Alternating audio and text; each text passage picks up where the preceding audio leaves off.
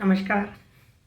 दुनिया का ऐसा कौन सा टीचर होगा जो इस बात पर फूला नहीं समाएगा कि जब उसके स्टूडेंट्स को एक निबंध लिखने के लिए दिया जाए, मेरा प्रिय शिक्षक, तो वह निबंध लिख दे आप पर। और जब कभी सफलताओं के चर्चे हों अखबार में आपके स्टूडेंट्स के, तो वो अपनी सफलता के पीछे हाथ बताए आपका। यदि आप चाहते हैं कि ऐसे टीचर बने तो आज का ये वीडियो सिर्फ आपके लिए है।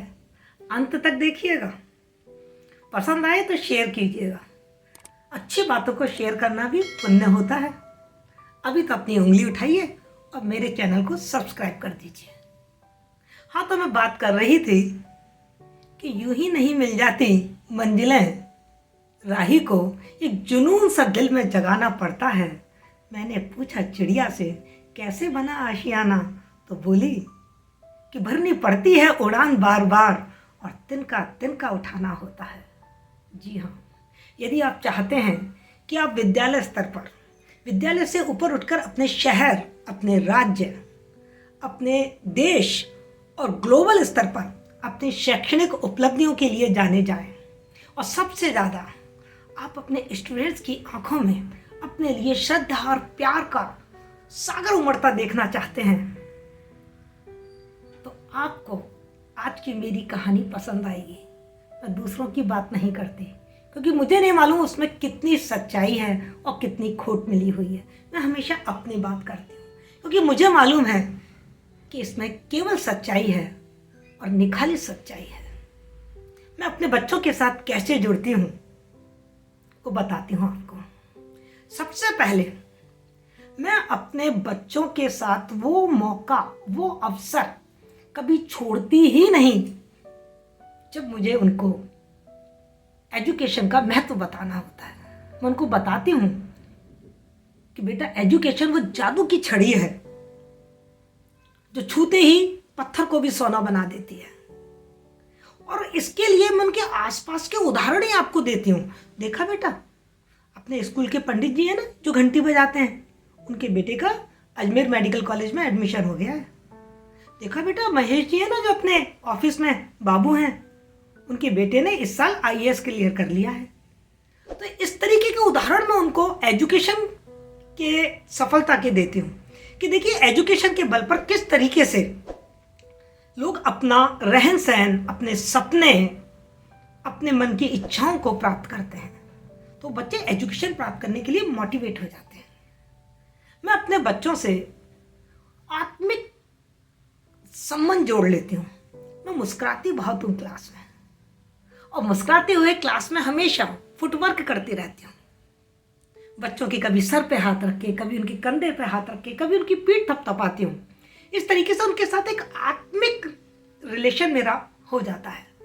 पहले ही दिन मैं कक्षा के सारे बच्चों की एक सूची बनाती हूँ और उन नामों को याद कर लेती हूँ।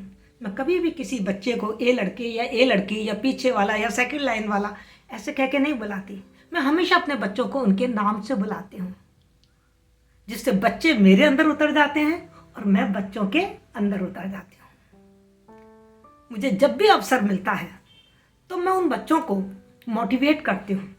अब मेरा विषय बहुत बाद में है, पहले मैं बच्चों को एजुकेशन के लिए, उस विषय के लिए तैयार करती हूँ।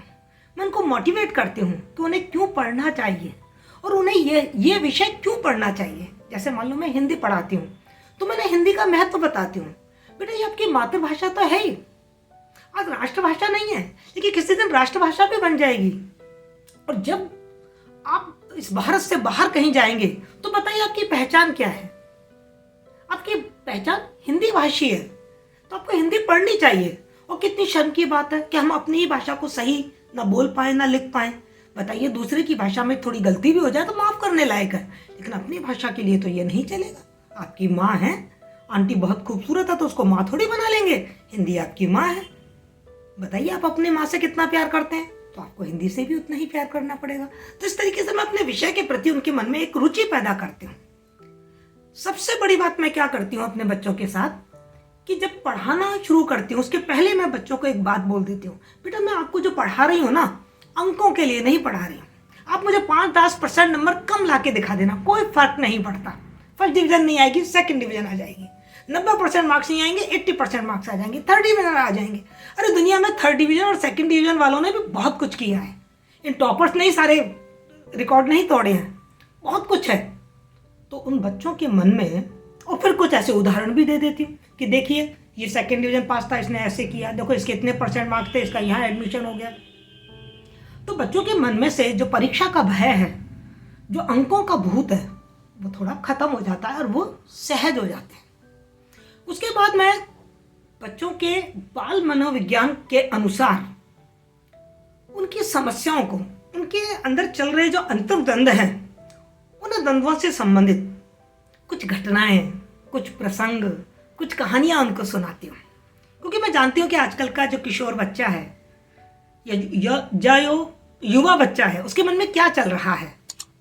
जब मैं उसको वो कहानियाँ, वो घटनाएं सुनाती हूँ, वो समस्याएं बताती हूँ, तो कहीं वो बच्चा अपनी समस्याओं और उन समस्याओं से जुड़ जाता है और साधारणीकरण करना शुरू करता है और एकांत में आकर वो अपनी समस्याओं को मुझसे शेयर करता है। यहाँ मैं एक बात का बहुत ध्यान रखती हूँ, उसकी विश्वसनीयता का। जो बात उसने मुझसे कही है, बिना उसकी परमिशन के वो तीसरे कानों तक नहीं जानी चाहिए और यथासंभव उसकी समस्या का समाधान करने की कोशिश करती हूँ। अब बच्चा मानसिक रूप से और भावनात्मक रूप से पढ़ने के लिए तैयार है।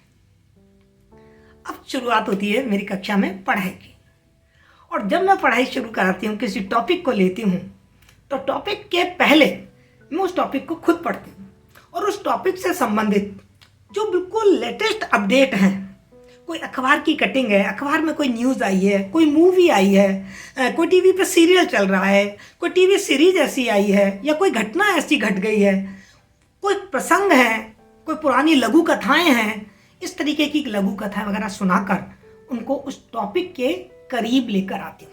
जैसे मान लो मैंने अभी बच्चों को एक एकांकी पढ़ाया, आवाज़ का नीलाम।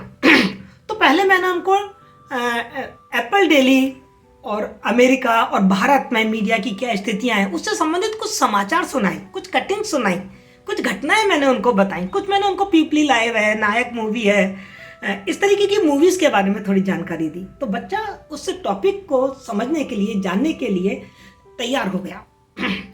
उसके बाद मैं वो जो भी चैप्टर है, जो भी पार्ट है, उस पार्ट को बड़े रोचक तरीके से कहानी के रूप में ढालकर और उसका कहानी कथन मौखिक रूप से कर देती हूँ। और फिर बच्चों से कहती हूँ कि बेटा आज घर जाकर इस चैप्टर को पढ़ना है, और इस चैप्टर में जो पंक्तियाँ आपको बड़ी अच्छी लग रही हो ना, जो आपको ट्रिगर कर रही हो, उन पंक्तियों को छांट के लाना। कल अपन डिस्कशन करेंगे इस टॉपिक पर। बच्चे दूसरे दिन काफ़ी सारी चीज़ें लेकर आते हैं और हम उन पर डिस्कशन करते हैं। देखिए सारा पाठ आसानी से बच्चों की सहायता से सॉल्व हो जाता है।